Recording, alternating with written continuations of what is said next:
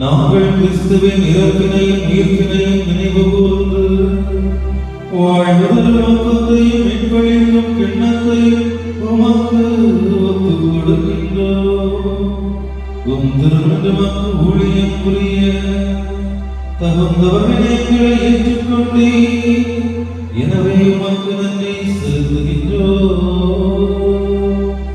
மேலும் கிறிஸ்துவின் உடலிலும் இரத்தத்திலும் பங்கு கொள்ளும் எங்களை தூய ஆவியால் ஒன்று சேர்க்க வேண்டும் தாழ்மையால் வேண்டுகின்றோம்.